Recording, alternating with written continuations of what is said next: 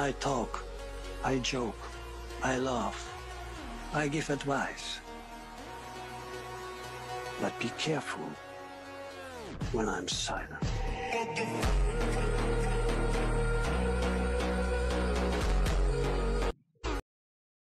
Ayos, tamang-tama. May isang Rusi din eh. Papakita ko yung issue ni Rusi, mild issue. Pero ito yun. Pag hindi napansin ng iba, pawabayaan na lang. Tama, yung sikip din eh, sikip ng pwesto. Ito yun oh. Yan, kita nyo yung hose na to, breather. Yan, yung breather na yan. May tamang pinaglalagyan yan, hindi yan basta nakalawit dyan. Alam yan ng mga mekaniko ng Rusi at saka sa lawn seal. Ito ay nilagyan pa nila ng bracket. Hindi ko alam kung sinadya nila ito o hindi. Pero talagang dapat hindi yan dyan nakalagay. Itong hose na to. Kasi ito ay breather. Breather ito ng makina. Hingahan. Ibig sabihin, dyan humihinga, humihigop at saka bumubugang hangin. May higop din niya kasi yun yung babataas ng piston. Ibig sabihin, kung palawit-lawit lang yan dyan, yung hangin, humihinga dyan ng makina.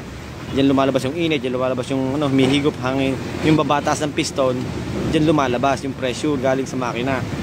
Kaya minsan tinatawag yung palamigan. Pero may tamang lagayan to, yung akin naka-settings na. Walang gayang palawit-lawit kasi ito pagka nandito, yun oh.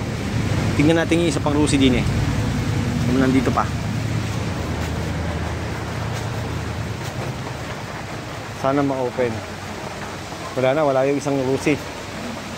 Ito lang, yan. Hindi yan common, talagang sinadya. Ito yung akin, may kulambo na, ulang kasi. Ito, kasi yung ating susuri. Yan ang atin. Tingnan nyo yung atin, oh. Naka-settings na maganda, yan, oh. Tingnan nyo, yan. Ayun, na yan, papunta na sa air cleaner. Parang ganyan yung sa Japan, hindi pwede yung mga ganyang palawit-lawit. O ng akin, wala, oh. Wala ka makikita kahit saan na nakalawit. Ayun yung kanyang pinaka-air breather. May pinaglalagyan niya, papunta rin doon sa airbox. Meron talagang slot na, meron talaga siyang sakit na pagpapasukan para doon. Yun ang sinasabi ko. Yeah. Sana Rusi, for improvement na ng ating maganda yung ating unit. Kaya nga lang, kulang tayo sa baka tinatamad lang yung nasa production. Kung dapat itama yung lagay. I talk, I joke, I laugh, I give advice. But be careful when I'm silent.